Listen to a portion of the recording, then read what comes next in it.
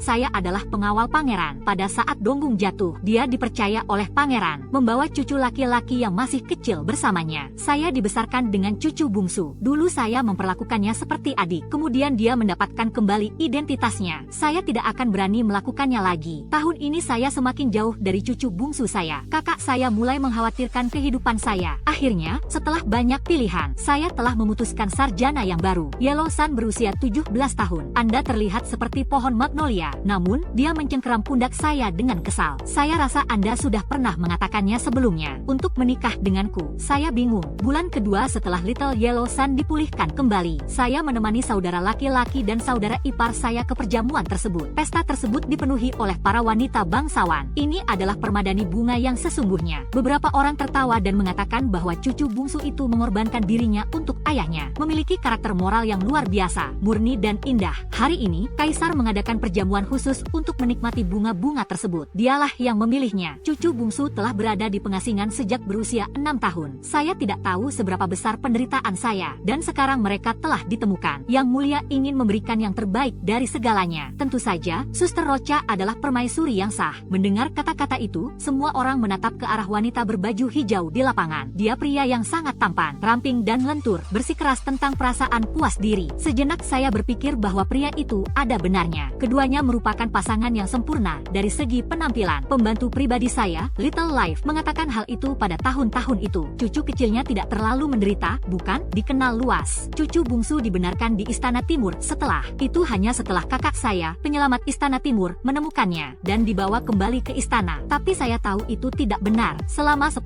tahun, kakak selalu membawa cucu bungsu bersamanya. Kami telah melakukan ini secara anonim, pergi bersembunyi. Dari usia 7 hingga 17 tahun, cucu kecil berwarna kuning yang menjadi panutan semua orang saat ini. Saya tumbuh bersama mereka. Saya telah kehilangan warna saya. Saya berkata, jangan bicara omong kosong. Dia hanya mengenal penderita matahari kuning kecil. Saya dibesarkan dengan rasa hormat kepada kakak saya. Tapi saya tidak tahu berapa banyak yang harus dibawa oleh seorang remaja. Begitulah cara kami sampai di sini. Setelah beberapa saat, kakak ipar saya datang dan menemukan saya. Dia memegang lengan saya. Coba saya lihat ujung penggembala sapi. Aku di sini hari ini. Mereka semua adalah putra-putra keluarga yang muda dan berbakat. Jika Anda memiliki sesuatu yang menarik perhatian Anda, aku akan mengutus saudaramu untuk meminta Yang Mulia selama 10 tahun. Aku akan memberimu pernikahan yang baik. Tidak, itu sedikit mengkhianati. Kakak ipar saya berbisik. Saya tersenyum dan mengalihkan pandangan ke sana. Kemudian saya melihat cucu laki-laki saya, Cudi, di bagian depan ruangan. 2 bulan yang lalu, dia masih membaca di bawah cahaya lilin di halaman di sebelah saya. Dia telah menjalankan tugas untuk saya dan membelikan saya permen tongkat. Dan sekarang Anda mengenakan setelan brokat, dikelilingi oleh orang banyak, tidak mengedipkan kelopak mata, menyendiri dan terpencil. Kakak ipar saya bersama saya, busur, lama. Saya menyadari ada garis pandang yang menimpa saya, sangat ringan, tidak dapat dilacak. Segera setelah suara matahari kuning kecil jatuh, menyala, dalam dan sejuk seperti air. Bangunlah, dan ketika Anda melakukannya, saya melihatnya dengan mata kepala saya sendiri. Yellow-san mengangkat tangannya. Dia menjemput gadis bernama Luo. Nona Luo tersenyum malu-malu. Cucu bungsu yang lembut dan tegak. Kakak saya termasuk dalam kelompok itu. Ia menghampiri dan menggenggam tangan adik iparnya. Semburan kehangatan. Beberapa mata paling tajam di dunia melihat. Saya teringat bahwa saudara laki-laki saya juga bertanggung jawab untuk menemukan cucunya. Saya mendengar bahwa Seneschal sangat mencintai istrinya. Melihat hari ini, saya yakin itu sudah hancur. Kakak saya tersenyum. Usianya hampir 30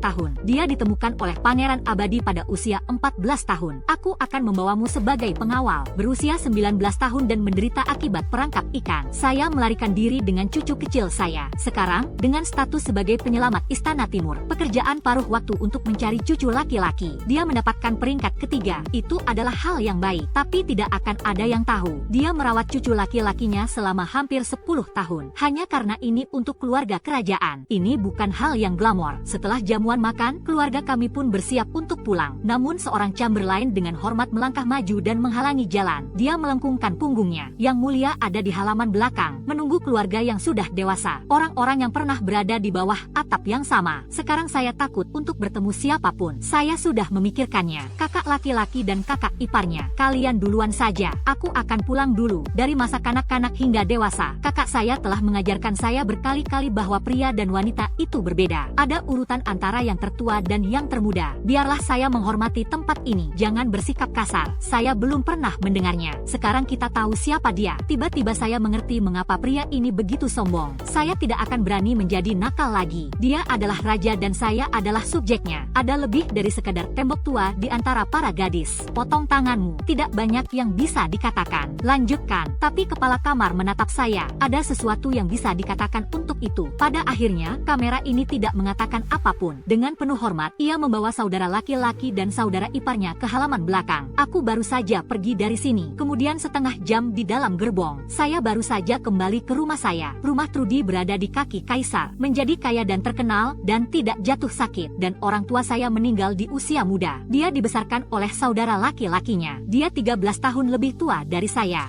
Satu saudara laki-laki dan satu ayah. Kami tidak memiliki dukungan keluarga yang kuat. Hanya setelah kembali ke Beijing bulan lalu. Rumah besar dengan 3 kamar tidur di pinggiran kota. Memang tidak besar, tetapi cukup. Akhir bulan lalu, Trudy memberikan banyak hal kepada kakaknya secara pribadi.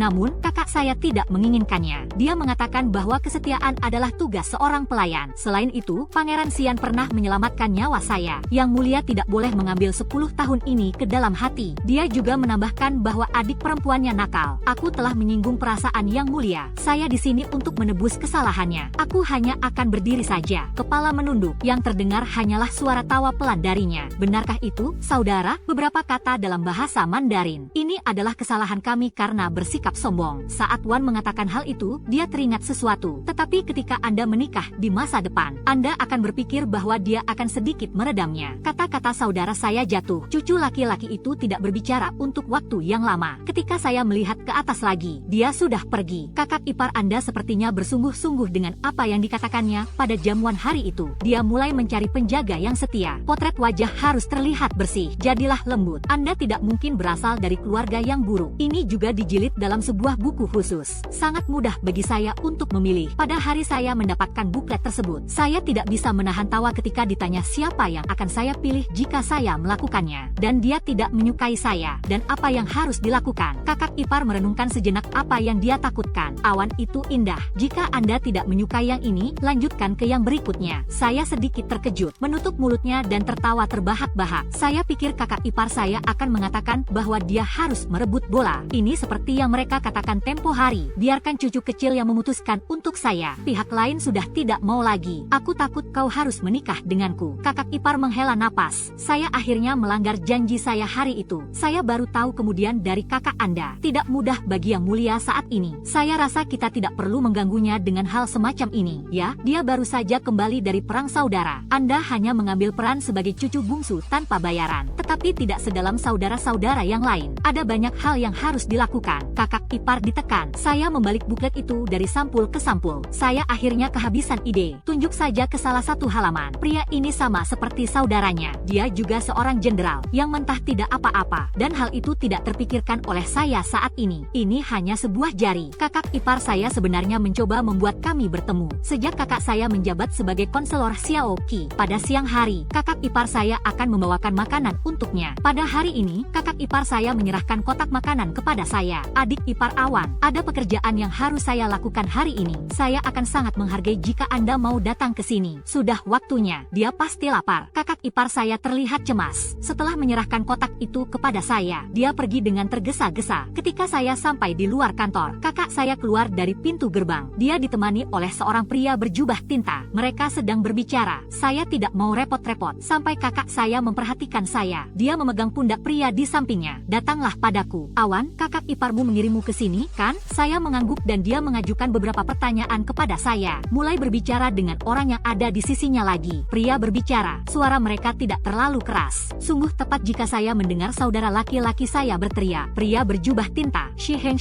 Tidak heran jika kakak iparmu memintaku untuk datang ke sini hari ini. Dia adalah pria yang saya raba beberapa hari yang lalu. Alis pria ini miring, memiliki mata seperti bintang-bintang di langit. Dia terlihat seperti seorang pria yang sedang dalam suasana hati yang baik. Saya teringat potret dalam buklet itu. Dia terlihat jauh lebih baik secara langsung daripada di brosur. Mungkin karena saya melihat Anda. Setelah dia selesai berbicara dengan saudaranya, kemudian mereka mengalihkan pandangan mereka kepada saya. Suaranya agak muda dan flamboyan. Nona Su, saya menganggukkan kepala dengan tatapan kosong. Dia mengatakan Tuan Su. Bungsu, dan kuncinya. Beri aku 10 kotak. Saya akan mengambilnya untuk Anda. Katanya dia mengulurkan tangannya, menunggu saya untuk memberinya 10 paket poplar dan angin musim semi. Li, pavilion di dekat air, idiom V, menggunakan kedekatan dengan orang yang berkuasa untuk mendapatkan bantuan. Saya kembali sadar. Saya akan menyerahkannya kepadanya. Lengan baju saya menyentuh punggung tangannya. Shi Heng tiba-tiba menjadi tidak nyaman dan sedikit lebih merah di bagian pangkal telinga. Tunggu sampai mereka pergi. Saya hanya berdiri diam dan menghela napas lega. Tetapi saya tidak ingin mendengar suara pelan dari belakang saya dan suara ketidaksenangan yang tersirat. Kapan Anda dan Shi Heng menjadi begitu dekat? Saya berbalik untuk melihat pria berbaju putih, bermodal dan sombong. Ini adalah cucu laki-laki yang masih kecil. Dia tampaknya telah berdiri di sana untuk beberapa saat. Mengatakan ini sedikit ke dalam Chen Mei, seolah-olah dia peduli pada saya sebagai seorang kakak. Saya setahun lebih muda darinya. Itulah yang sering ia katakan kepada saya. Di rumah ini, Anda adalah yang termuda. Aku akan menjagamu. Tidak apa-apa untuk memanjakan Anda. Tetapi Anda harus memperlakukan saya seperti saudara. Jangan main-main lagi. Kau tahu, singkirkan pikiranmu. Omong kosong yang dia bicarakan. Saya tidak suka memikirkannya saat ini. Karena ini sangat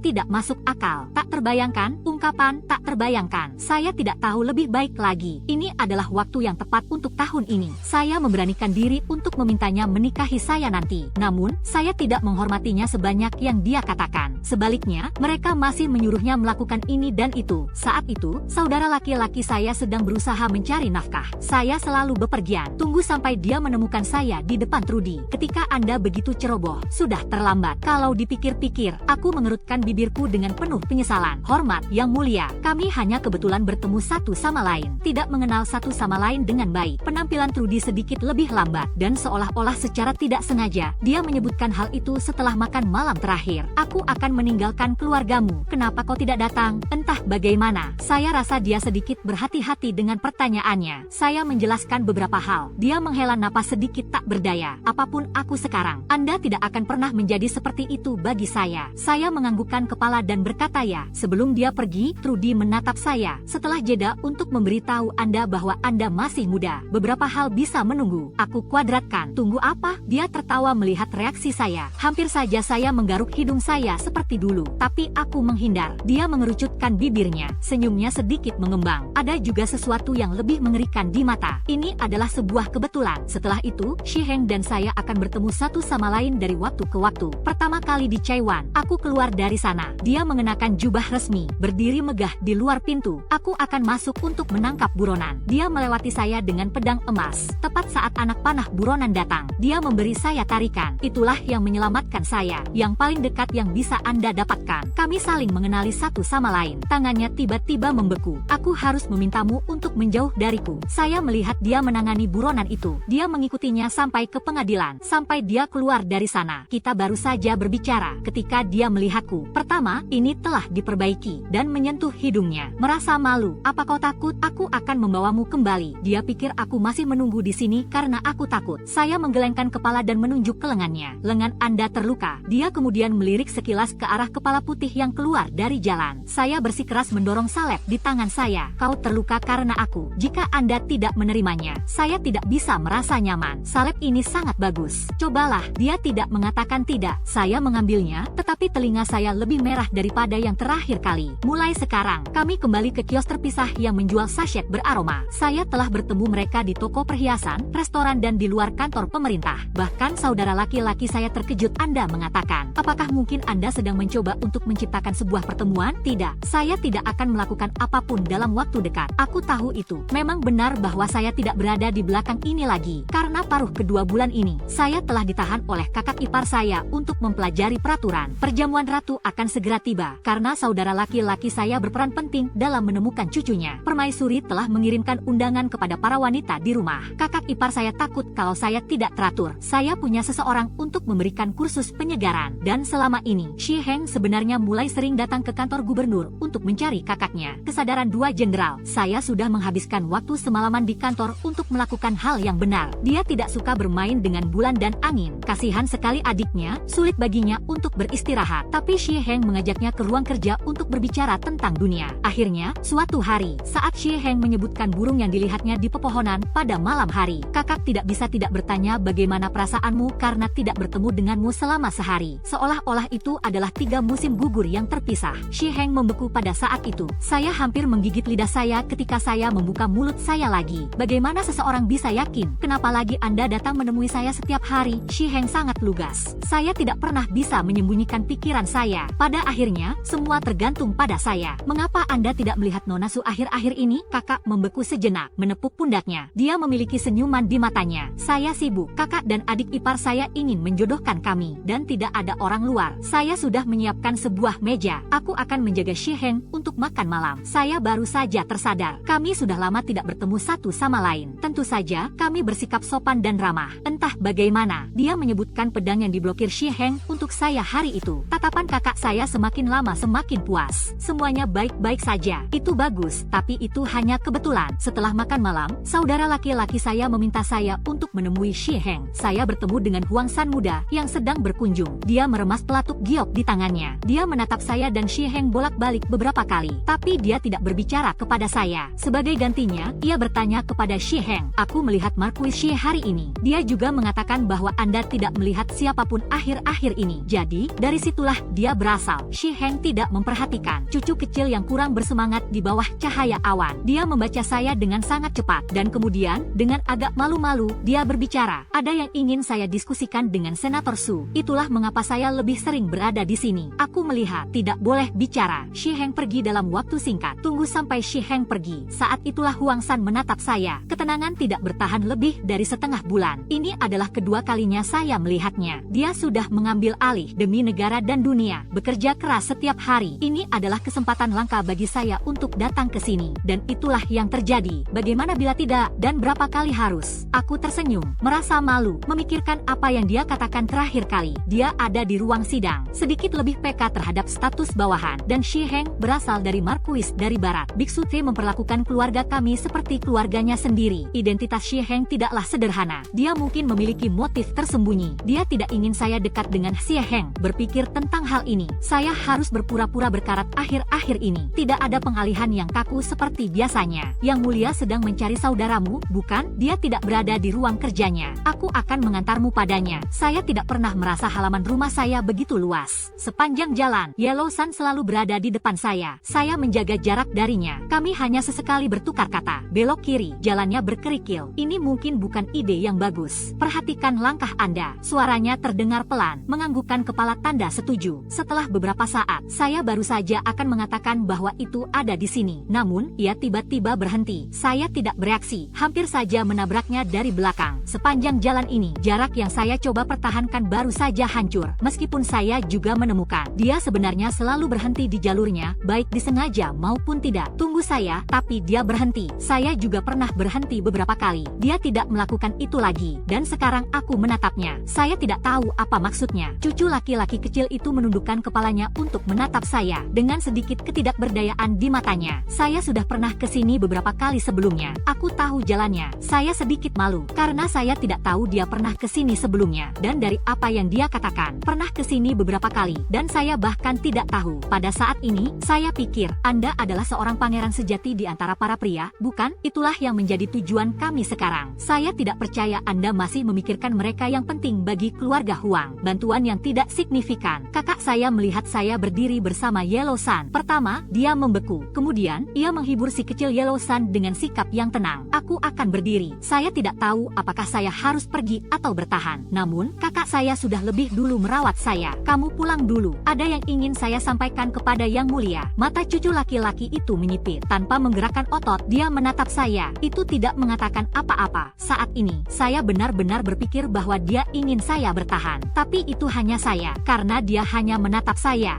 hanya akan mengalihkan pandangan saya darinya. Mulai sekarang, kakak saya mendapatkan pekerjaan itu. Tidak butuh waktu lama untuk keluar dari ibu kota. Xie Heng tampaknya juga sedang sibuk. Saya belum pernah ke kediaman Su lagi. Saya tidak merasakan apa-apa. Jalankan bisnis Anda seperti biasa. Namun, kakak ipar saya menghela napas panjang selama berhari-hari. Saya tidak tahu apa yang salah. Saya telah mengutak-atik bunga-bunga itu. Kebosanan sudah mulai terasa. Mungkin dia hanya sibuk. Kakak ipar saya mencolek dahi saya. Keluarga 5 pahlawan, penjelasan singkat. Ini adalah pernikahan yang bahkan tidak bisa diharapkan oleh banyak orang. Anda tidak ingin memperjuangkannya. Dengan itu dia bergumam. Sejujurnya, saya hanya mengambil risiko pada hari itu. Saya tidak mengira itu akan berhasil. Sekarang dia jelas menyukai Anda. Mengapa Anda tiba-tiba tidak datang? Tunggulah sampai saudaramu kembali. Saya harus bertanya padanya. Saya menguatkan rahang saya. Entah mengapa, ada sosok yang muncul di kepala saya. Saya merendahkan suara saya dan bertanya kepada kakak ipar saya. Sudahkah Anda memikirkannya? Itu karena keluarga Shi diam-diam berada di pihak pangeran lainnya. Dia tidak memiliki hubungan yang baik dengan cucu bungsunya. Dan saya melihat cucu kecil di rumah kami hari itu. Kakak iparmu belum mendengarnya. Dia menggelengkan kepalanya sambil tertawa dan berkata, bagaimana bisa? Saya telah bertanya kepada saudara Anda tentang orang-orang yang ada di pamflet itu. Saya berbicara dengan Yellow Sun. Kata-katanya melambat hingga terhenti. Tatap aku dan lihatlah. Tidak, saya rasa tidak. Saya bingung. Mengapa kakak ipar Anda terlihat sedikit serius? Akhirnya, saya pikir saya menemukan sesuatu. Itu bahkan lebih kecil kemungkinannya. Anda pernah melakukan itu padanya. Dia gila untuk mencucinya. Mengatakan cemberutnya perlahan-lahan menenangkan. Lupakan saja. Jika tidak berhasil, cari yang lain. Mata saya sedikit melebar. 2 hari lagi. Ini adalah perjamuan ratu. Ini adalah pertama kalinya saya berada di istana. Saya tidak bisa tidak melihatnya lebih lama lagi. Dan kemudian, mudah untuk berada di tengah keramaian. Saya melihat cucu kecil itu. Dia sedang berbicara dengan seseorang. Agak ramai, berisik sekali. Namun, penampilannya yang penuh konsentrasi. Anda seperti tidak bisa mendengar apa yang dikatakan gadis di sebelah Anda. Dan membungkuk dengan cara yang kooperatif. Saya pikir saya mendengar sesuatu yang lucu setelah beberapa saat. Mata perlahan-lahan menjadi rileks. Sudut bibirnya juga terangkat dalam senyuman. Dan saya mengenali gadis itu. Ini adalah gadis bernama Loke yang saya lihat beberapa hari yang lalu. Saya dengar kakeknya adalah seorang menteri. Ayah saya lahir di Zenbu. Sangat mulia, tampan juga. Mereka sangat cocok untuk cucu bungsu. Permaisuri akan segera tiba di sini. Saya juga telah menarik mata saya. Duduklah sesuai dengan aturan yang telah Anda pelajari kemarin. Tidak bisa tidak mengatakan bahwa ada terlalu banyak aturan kerajaan. Saya tidak tahu bagaimana cucu bungsu bertahan. Bukti, namun, coba pikirkan tentang hal ini. Dia telah diajari Taifu sejak kecil, mempelajari karya klasik, sejarah, ritual, puisi, dan buku-buku. Saya sudah terbiasa dengan hal itu. Tahun-tahun berikutnya adalah kesalahan yang tidak terduga. Dia tidak seharusnya tumbuh bersama saya. Ia harus memiliki pasangan yang memiliki temperamen, petugas yang setia. Dia dihormati oleh semua orang. Ara memandang SB sebagai orang yang paling penting. Alih-alih berbicara balik kepadanya seperti yang biasa saya lakukan. Saya tidak memikirkan hal itu. Anda akan berbicara dengan Nona Luo yang terkenal. Di meja, sang ratu tiba-tiba tertarik. Biarkan para wanita menikmati bunga-bunga bersama di Imperial Garden. Saya akan ikut serta dalam perjalanan ini. Gadis-gadis yang akrab berkumpul bersama, mengatakan gerakan satin yang solid di ibu kota. Menurut saya itu membosankan. Dia menyingkir ke samping, dan kemudian saya bertemu dengan Nona Luo. Pergelangan kakinya patah secara tidak sengaja, dan tidak ada gadis pelayan. Saat kau melihatku, ekspresi kegembiraan di matanya menggigit bibir. Saya bertanya apakah saya bisa menemukan yang mulia untuk saya. Keindahan adalah keindahan. Bahkan pada saat seperti ini, mereka semua terlihat seperti sudah pernah melihat semuanya. Saya menganggukkan kepala ya, dan dia berkata, bisakah kita tidak memberitahu siapapun seorang putri seperti dia? Saya yakin Anda tidak ingin terlihat seperti ini. Aku mengerti. Setelah aku pergi, dia sedang menuju ke perjamuan istana. Tapi saya bahkan tidak menunggu untuk masuk. Saya bertemu dengan matahari kuning. Dia berdiri sendirian di atas jembatan kecil. Li, tubuh panjang dan giok berdiri. Idiom, Ara, sangat panjang dan kuat. Agak jauh melihat ke kejauhan. Sepertinya sedang mencari seseorang. Saya melihat sekeliling lagi. Saya tidak melihat siapapun. Jadi saya memanggilnya, Yang Mulia. Matahari kuning kecil melihat ke belakang. Aku melihat itu aku. Pertama-tama, Anda menaikkan alis Anda. Kemudian secara perlahan dan metodis ia bertanya, Anda telah datang jauh-jauh untuk menemukan saya. Saya menganggukkan kepala ya. Angin bertiup kencang. Dia tersenyum kecil. Tidak setenang dan seyakin dulu. Malahan, ada sedikit kecerobohan yang muncul seiring bertambahnya usia. Bertahun-tahun yang lalu, kapanpun ada sesuatu yang tidak dapat Anda tangani. Begitulah cara saya mencarinya. Dan kemudian tanpa basa-basi memintanya untuk membantu saya. Dia seperti ini sekarang atau mungkin mereka mengira saya dalam masalah lagi. Tapi aku dalam masalah. Mengapa dia begitu bahagia? Saya mendekat dan bercerita tentang Nona Luo. Cucu kecil itu menatap saya dengan penuh minat. Dengarkan aku. Namun matanya perlahan-lahan tenggelam. Saya secara diam-diam mendesak Anda untuk melanjutkannya. Dia melangkah di depan saya secara tiba-tiba. tiba-tiba, saya terkejut. Tidak, itu terlalu dekat. Dia memperhatikanku. Tampilan konsentrasi. Saya seperti melihat ke dalam hati saya. Persetan dengan dia. Apa yang kamu lakukan di sini? Saya sedikit bingung. Semua orang tahu itu. Mereka akan bersama suatu hari nanti. Selain itu, ini tentang apa yang dia lakukan. Bukan berarti Anda tidak memiliki hati untuk Nona Lu, bukan? Entah bagaimana. Saya sudah agak tua. Dia menyuruhku untuk mencarimu. Kenapa kau menanyaiku? Bibirnya mengerucut. Baru setelah sekian lama, dia mengeluarkan cibiran, menyikat dengan lengan baju lalu pergi, idiom, berbalik dan pergi dengan tiba-tiba. Mungkin karena saya tidak membaca kalender. Jadi, ini bukan hari yang sangat beruntung. Sikap matahari kuning kecil. Ada sesuatu tentang hal itu yang membuat saya sedih. Karena selama 10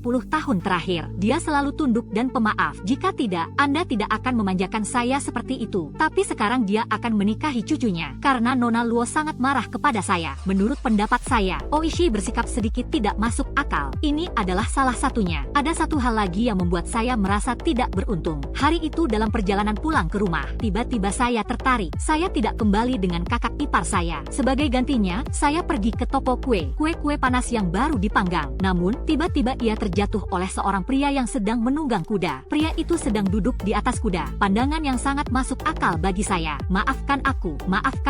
Aku akan membelikanmu lagi, nak. Di masa lalu, seharusnya saya melambaikan tangan dan mengatakan tidak. Namun, itu adalah hari yang buruk. Saya memiliki sedikit kesabaran untuk garis bawah sadar. Maka pria itu turun dari kudanya. Saya pergi ke toko roti lagi. Saya mendapatkan kue. Secara sembrono mengandalkan ramalan yang terlalu optimis. Saya menggigit mulut saya. Cukup memuaskan. Pria itu mengawasi saya. Angkat tangan. Rasanya seperti saya tidak bisa menahannya pada akhirnya. Bicaralah perlahan. Makan terlalu cepat. Kau akan mencekiku. Dan kemudian satu suap lagi. Saya tidak tahu siapa yang melihat ini. Dan kemudian berita itu menyebar. Saya sudah lama jatuh cinta dengan pria ini. Kami akan bertunangan. Saat itulah saya mengetahuinya. Orang ini adalah sarjana baru, Su Huaijin. Dia diculik beberapa hari yang lalu. Banyak orang yang menatap pernikahannya. Tapi dia adalah orang yang tidak berpendidikan. Semuanya tertutup. Dari sudut pandang orang luar, cendekiawan ini berada di tangan yang tepat. Saat Anda membelikan saya kue, ini adalah pertama kalinya dia dekat dengan seorang gadis. Hari-hari ini, kakak ipar saya selalu memikirkan pernikahan saya. Setelah mendengar rumor ini, saya tidak bisa menahan tawa. Tanyakan kepada saya bagaimana kabar sarjana ini. Saya berpikir sejenak mengenai hal ini. Bagus sekali. Kakak ipar tersenyum. Dan kemudian beberapa hari kemudian, kakak sudah kembali. Ketika kakak ipar saya bahagia, saya hanya ingin pergi ke dupa. Kemudian saya bertemu dengan ibu Su Huaijin. Mereka berdua sedang bercakap-cakap. Hanya saja Su Huaijin sedang tidak bertugas. Menjemput ibunya dari kuil. Ibu Su kemudian dengan ragu-ragu meletakkan potret saya. Tunjukkan pada Su Huaijin. Saya mendengarnya dari kakak ipar saya. Su Huaijin, hari ini, saya sudah terlalu sering melihat potret ini. Awalnya saya tidak ingin membukanya. Tapi ibu Su adalah sentuhan lembut dan sentuhan keras. Dia harus melihatnya. Su Huaijin terdiam sejenak setelah melihat. Dan untuk pertama kalinya, dia bertanya kepada ibunya dari mana dia berasal. Entah bagaimana, hal ini juga telah menyebar kemana-mana. Jadi ada rumor bahwa saya akan bertunangan dengan Su Huaijin. Semua orang tahu tentang hal ini. Shi Heng kembali pada saat yang tepat. Pada hari dia kembali, tepat pada waktunya untuk festival Lentera. Saya ada janji dengan Su Huaijin. Saya pergi lebih awal. Dia mengajak saya keluar. Saya pikir saya akan mengambil kesempatan ini untuk berbicara dengannya. Jadi saya pergi ke janji temu. Ini adalah kedua kalinya saya melihat Su Huaijin. Dia akan berada di sini besok. Anda tidak terawat dengan baik. Rambut disisir dengan cermat. Bahkan pakaiannya pun dibuat dengan hati-hati. Segera setelah Anda melihat saya, dia menyerahkan sebuah lentera kepada saya. Ini untukmu. Aku hampir terbawa suasana melihatnya. Tetapi pada saat berikutnya, sebuah suara datang dari belakang Anda, Nona Su. Saya menoleh. Saya melihat Shi Heng berdiri di samping pohon. Mata lurus ke arahku. Tangan di atas lentera. Dan Su Huaijin di sampingku. Jelas mereka saling mengenal satu sama lain. Shi Heng telah datang sejauh ini. Seharusnya sudah didengar. Aku akan bertunangan dengan Su Huaijin. Alisnya sedikit cemberut. Lihatlah Su Huaijin. Saya dengar Tuan Su akan menikah. Selamat kepada Su Huaijin yang sangat cerdas. Ini terjebak pada saya dan Shi Heng. Tapi dia tidak menjawab kata-kata Shi Heng. Sebaliknya, saya mendengar bahwa Tuan Shi akan pergi ke selatan untuk melawan para bandit. Kerja bagus. Kembali hari ini. Mengapa Anda tidak kembali ke rumah dan merayakannya terlebih dahulu? Saya terburu-buru untuk melihat lampion. Shi Heng menatap saya. Dia mengangkat alisnya dan mengatakan bahwa itu hanya karena ada ada seseorang yang ingin dia lihat lebih banyak. Ada sesuatu yang tidak beres di antara mereka. Saya melangkah mundur sedikit. Aku mundur, hampir menginjak seseorang. Tapi dia sangat baik. Mereka tidak hanya tidak menyerah. Dia membantu saya. Telapak tangannya jatuh di pinggang saya. Ketika saya berdiri, pria di belakangnya tiba-tiba tertawa. Salah satu dari Anda akan bertunangan. Seseorang yang ingin bertemu. Saya sedikit tidak pada tempatnya di sini. Saya terkejut dan menoleh ke belakang. Ternyata itu adalah Huang San. Shi Heng dan Su Huaijin buru-buru membungkuk, dan dalam prosesnya, tangan Little Yellow Sun telah berada di pinggang saya. Namun, ia tidak melepaskannya. Ini menjadi sedikit lebih sulit. Pesta 2 orang tiba-tiba menjadi pesta 4 orang. Sun mengatakan bahwa dia sedang sibuk. Ini adalah hari yang jarang terjadi. Anda ingin bergabung dengan kami? Shi Heng mengatakan bahwa ia memiliki sesuatu untuk didiskusikan dengan Su Huaijin. Aku membeku. Saya tidak tahu apa yang sedang terjadi. Saya merasakan sedikit deja vu dengan yang satu ini. Saya tidak pernah merasa begitu malu. Dalam perjalanan, mereka bertemu, melakukan percakapan yang menyenangkan. Saya berada di belakang mereka dengan lentera saya. Desahan yang pelan, hanya Shi Heng yang tertinggal dalam diam. Sobek lengan bajuku. Saya rasa tidak. Segera kembalikan. Saya menatapnya dengan tatapan bingung. Ia menengok ke belakang sejenak. Tangan saya kotor. Saya tertawa. Saya tidak keberatan. Matanya berbinar sejenak. Ada sesuatu yang tidak ingin saya ceritakan kepada Anda sebelum saya pergi. Su Huaijin sudah mengaku, upacara pertunangan Anda dengan dia adalah palsu. Jika Anda benar-benar ingin bertunangan, dapatkah Anda memikirkan saya terlebih dahulu? Pemuda itu memiliki wajah yang tampan. Ujung ekornya agak goyah. Ada sedikit ketegangan yang tidak kentara. Saya melihat ke arah 2 pria di depan saya yang masih ragu-ragu. Tetapi saya tidak ingin melihat matahari kuning yang kecil itu berbalik. Pertama, dia menatap saya dengan tatapan dingin. Kemudian lihatlah Shi Heng. Apa yang kamu lakukan di sana? Mereka berbicara dan berbicara. Perlahan-lahan saya mulai kehabisan kata-kata. Menyaksikan aksi juggling itu melegakan. Saya rasa tidak jelas dari belakang. Saya akan ke barisan depan. Saya akan ke barisan depan. Namun, saya sudah lama tidak menontonnya. Namun kerumunan orang tiba-tiba bergejolak. Bingkai kayu di atas kepala saya tiba-tiba jatuh. Ketika saya tidak bisa menghindar, sebuah tangan meraihku. Saya tidak sengaja bersandar ke belakang. Bersama dengan pria yang menyelamatkan hidup saya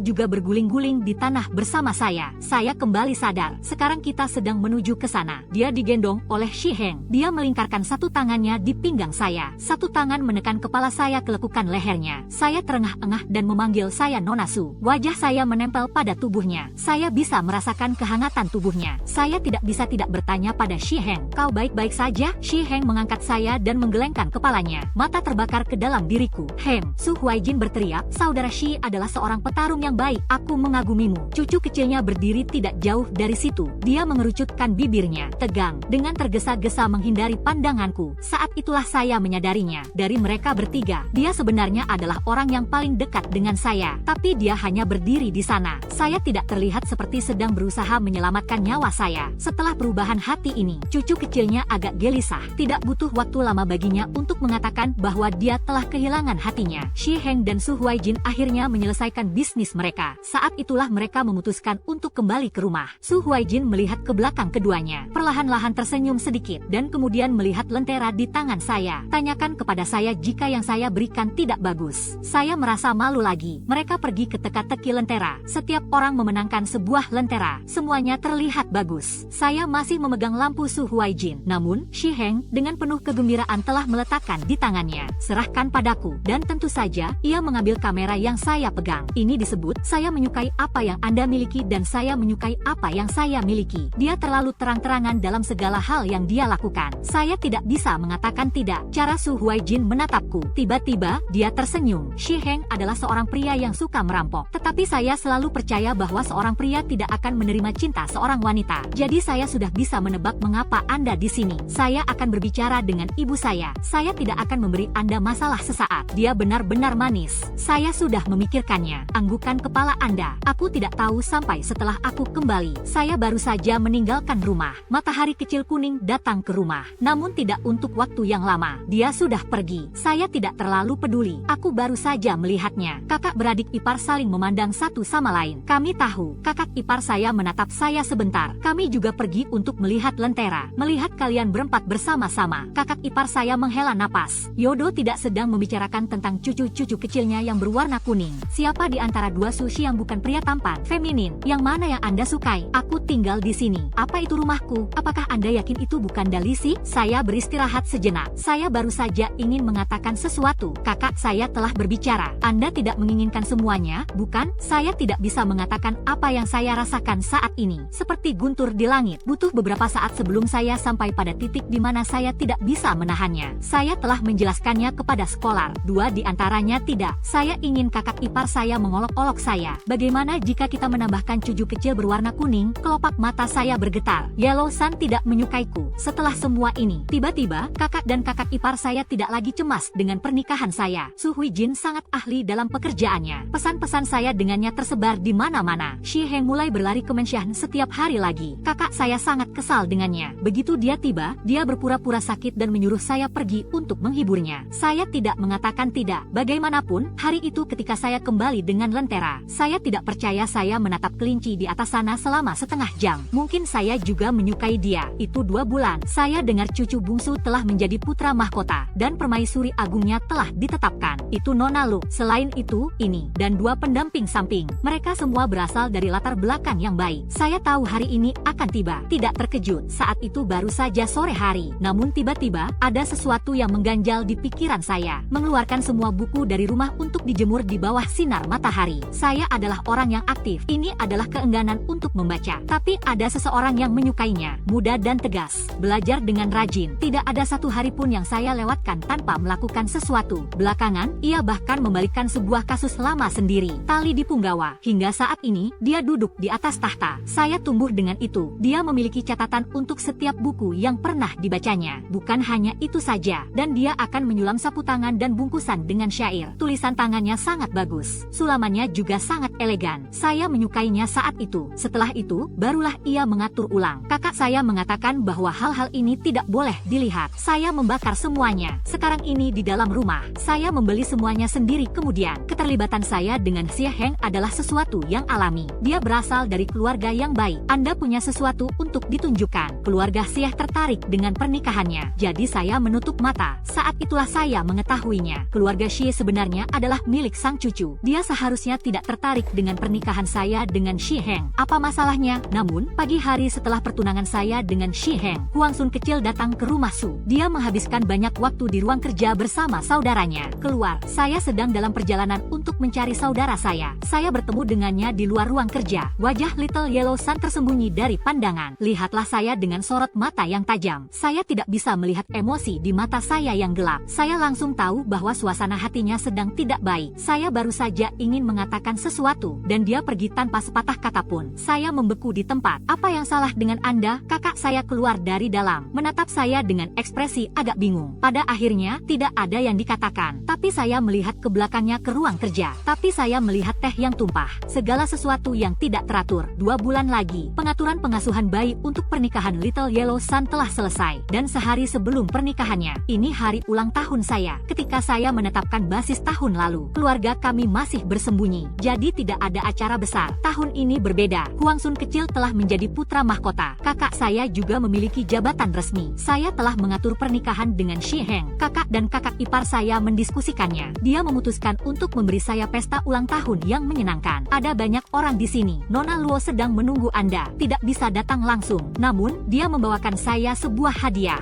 Dia mengatakan bahwa dia berterima kasih kepada saya karena telah membantunya. Matahari kuning kecil juga ada di sini. Dia memberi saya sebuah jepit rambut dari batu gio. Bahannya bagus. Pengerjaannya agak kasar. Saya kagum bahwa dia tidak pernah salah tentang apapun. Su Huijin memberi saya seekor kuda. Benar-benar orisinil. Yang satu ini terlihat seperti yang ia kendarai. Rambut yang bagus, tetapi jauh lebih jinak daripada dia. Hal yang tepat untuk saya. Xie Heng sedikit bingung karena Anda baru bertemu 2 kali. Mengapa dia tampak begitu mengenal Anda? Su Huijin mengaitkan bibirnya dan tersenyum. Bukankah itu pertanyaan retoris? Xie Heng mengangguk. Jangan pikir aku tidak tahu itu. Kau penunggang kuda yang buruk. Kalau tidak, Anda tidak akan menabrak seseorang di siang bolong. Benar, Su Huijin tidak bisa berkata-kata. Namun, hadiah dari Xie Heng lah yang paling mengerti saya. Dia mengirimi saya hutan bunga pir. Dia bahkan membeli sebuah rumah di lingkungan tersebut. Saya sendiri yang menata setiap jengkal halaman. Ketika kita menikah di masa depan, kemudian Anda bisa masuk. Sungguh hari yang menyenangkan. Saya akhirnya senang bisa mengantar tamu saya bersiap-siap untuk kembali ke halaman. Tetapi Anda mungkin juga bisa pergi ke halaman. Tiba-tiba dia ditarik ke sudut oleh sebuah tangan. Saya mencium bau alkohol dengan sangat kuat. Mata gelap pria itu seperti genangan air yang dingin. Warna kulit menggumamkan nama saya. Malam Malam ini orang ini mungkin hanya mabuk. Itulah mengapa Anda sangat tidak bisa melakukannya. Pada hari biasa dia tidak akan pernah membiarkan dirinya. Sejauh itulah mereka bersedia melangkah. Yang mulia, bibirku. Dia mendengar suara-suara. Tiba-tiba tersenyum. Dan kemudian dia melingkarkan tangannya di pinggang saya. Lebih dekat ke bibir. Merumput di antara kedua telinga saya. Ini benar-benar Anda. Sudah lama sekali kita tidak mengobrol dengan benar. Saya tidak pernah bisa menanggungnya. Lepaskan aku dulu. Akan tetapi, kami adalah. Saya belum menyelesaikan kalimat saya. Pria itu menggenggam bagian belakang kepala saya. Menciumku dengan lembut. Dia terlalu kuat. Hampir predator. Gila dan keras kepala. Saya mendorongnya sekuat tenaga. Tapi dia menciumku lebih dalam. Sampai saya mengertakkan gigi dan berkata berhenti berpura-pura. Anda bahkan tidak mabuk. Aku hanya mengatakan. Tapi aku sudah selesai. Namun, perlahan-lahan ia melepaskannya. Dan kemudian mencibir. Jadi apa? Saya memaksakan diri untuk menahan napas. Kamu akan menikah besok. Dia tertawa pelan, mencengkeram pundak saya karena kesal. Saya pikir kamu bilang kamu ingin menikah denganku. Aku mengeluarkan teriakan, menggigit bibirnya. Itu semua hanya lelucon. Anda menegur saya pada saat itu. Bukankah itu benar? Matahari kuning kecil memejamkan matanya. Aku tidak berani. Saya masih berdosa. Hidup dari mulut tangan. Bagaimana saya bisa menjanjikan masa depan untuk Anda setelah sekian lama? Dia akhirnya mengatakan apa yang tidak dia katakan pada saat itu. Aku tercengang. Saya tidak mengira dia akan bertanya jika dia tidak berpikir saya menyukaimu. Saya tidak mengira Anda akan tenang begitu cepat. Aku menatapnya. Kau bilang kau akan membiarkanku menunggu. Dia menganggukkan kepalanya dan suaranya keras. Perjalanan Xie Heng ke selatan untuk melawan para bandit adalah keuntungan saya. Pesan Anda dengan Su Huaijin. Dan saya adalah orang yang mengatakan kepada mereka untuk tidak menyebarkannya. Dia melihat ke arah saya. Pegang lenganku. Pemadaman buku-buku jari. Pada akhirnya, semua orang dapat memberitahu Anda bagaimana perasaan mereka terhadap Anda. Hanya saya yang tidak bisa. Festival Lentera malam itu, dia sudah menyadarinya sejak lama. Xie Heng sedang berbicara dengan saya di belakang. Dia adalah seorang petarung yang hebat. Tentu saja, saya mendengar semuanya. Tapi dia masih menunggu Xie Heng menyelesaikan pidatonya. Dan pada akhirnya tidak tahan mendengar jawaban saya. Ketika bingkai turun, dia juga mencoba menyelamatkan saya. Namun setelah melihat sosok Xie Heng, dia terkejut. Dan itu adalah langkah yang terlambat. Ketika Xie Heng mengganti lentera dengan saya, dia mengeraskan tangannya yang membawa lentera. Itu menyakitkan. Lalu lepaskan perlahan-lahan. Dan bahkan kue-kue yang dibawa Su Huaijin untuk saya. Dia telah membuatkan saya sejuta hal dengan tangannya sendiri. Apa yang saya sukai? Berapa banyak gula? Dia tahu segalanya. Namun, apa yang bisa kita lakukan? Banyak hal yang harus dia pertimbangkan. Dia memiliki begitu banyak orang yang berdiri di belakangnya. Berapa banyak nyawa yang telah ditentukan oleh kesalahan-kesalahan yang dilakukannya? Tidak ada yang tahu lebih baik. Jadi, hanya dia yang tidak bisa. Akhirnya, saya memberitahu Cudi. Aku memang menyukaimu. Dia terdiam cukup lama setelah mendengar. Saya terkejut, saya tersandung di jalan keluar. Waktu yang sangat lama dari sekarang. Aku baru sadar. Sehari sebelum Anda dinobatkan sebagai putri, dia pernah berlari ke kaisar dan berlutut di hadapannya selama 1 hari penuh. Dia bertanya kepada kakeknya yang seorang bangsawan dengan polosnya, bisakah Anda tidak menikahi seorang gadis logan? Sang kaisar menolak. Dan yang satunya lagi menghisapnya 20 kali. Menunjuk ke arahnya dan menyebut Anda sebagai ratu drama. Saya telah melihat putri keluarga Luo di depan saya. Dan sekarang kau bilang kau tidak ingin menikah denganku. Bagaimana dengan Chu Jun? Anda juga tidak ingin menjadi seperti itu. Lalu aku akan memberitahumu. Saya ingin Anda menjadi. Jika Anda tidak menerima tawaran pernikahan besok, aku akan memotongmu. Orang yang benar-benar ingin Anda nikahi. Dan orang-orang di belakang Anda. Bukan salah satu dari mereka. Dia menyuruh saya untuk menunggu. Seandainya saya mengerti saat itu. Apa aku harus menunggu? Tunggu sampai dia memegang kendali. Tunggu sampai dia bebas dari rasa khawatir. Saya bertanya pada diri sendiri. Maukah kau? Tidak. Setelah sang cucu kecil pergi, saya baru saja akan kembali ke halaman. Tapi saya melihat Xie Heng di sisi lain pintu. Dia pasti sudah berdiri di sana cukup lama. Melihat saya menatapnya, dia mengangkat liontin batu giok di tangannya. Hal itu baru saja terpikir oleh saya. Saya belum memberikan yang satu ini. Saya kembali lagi. Siluet seorang pria bagaikan pohon pinus di bawah sinar bulan. Menyala, alis pedang dan mata berbintang. Dia menatap saya dengan senyuman di wajahnya. Tiba-tiba ada benjolan di tenggorokan saya. Dia mengangkat alisnya ke arah Anda. Masih tersenyum. Apa yang terjadi? Apakah Anda bahagia hari ini? Hal itu baru saja terpikir oleh saya. Pekarangan yang saya belikan untuk Anda. Seharusnya ada ayunan lain. Anda dapat duduk di atas sana dan membaca buku sketsa dan berjemur. Aku menyela dia. Anda seharusnya sudah melihatnya. Jika Anda tidak keberatan, kita bisa keluar dari pernikahan. Aku akan memberitahu saudaraku. Ini adalah kesalahan saya. Saya adalah orang yang tidak ingin menikah. Kata-kata saya keluar begitu saja dari mulut saya. Xie Heng sudah menggendong saya dalam pelukannya. Dadanya terasa hangat. Tangan saya berada di dadanya. Dia berbisik menggoda saya. Anda tahu, bulan malam ini sangat indah. Jantungku berdetak begitu cepat untukmu. Saya sedikit persegi dan dia menundukkan kepalanya. Mata menyapu bibirku, dan akhirnya bibirku dengan lembut menyapu dahiku. Jangan menyebut dua kata itu lagi. Aku akan minta maaf. Saya beristirahat dengan tenang dalam pelukannya. Dan kemudian saya mendengar dia bertanya kepada saya. Saya membaca almanak setiap malam. Dia bahkan menemui supervisor Qingtian. Mereka mengatakan tanggal 8 November adalah hari yang baik. Saya ingin menikah. Bagaimana denganmu? 8 November, 6 bulan lagi. Saya mendengarkan detak jantung seorang remaja. Tiba-tiba, dia tersenyum. Entah sudah berapa lama. Saya mendengarnya dengan nada tak berdaya. Mengajukan pertanyaan kepada saya. Yang mulia sangat dingin dan mulia. Aku teman masa kecilmu. Su Huaijin adalah seorang sarjana yang brilian. Saya akan pergi ke pesta dengan Anda. Wan, bagaimana denganku? Saya tidak menjawab. Ketika Xie Heng dan saya menikah, Kaisar sedang sakit parah. Sudah lama sekali saya tidak ke pengadilan. Cucu bungsu bernama Chu Jun. Kenyataannya adalah bahwa kekuasaan ada di tangan rakyat. Hanya menunggu untuk dinobatkan. Hari pernikahan, dia masih datang sendirian. Dan kemudian, dalam sebuah langkah yang langka, dia mengalahkan pasukan Chu.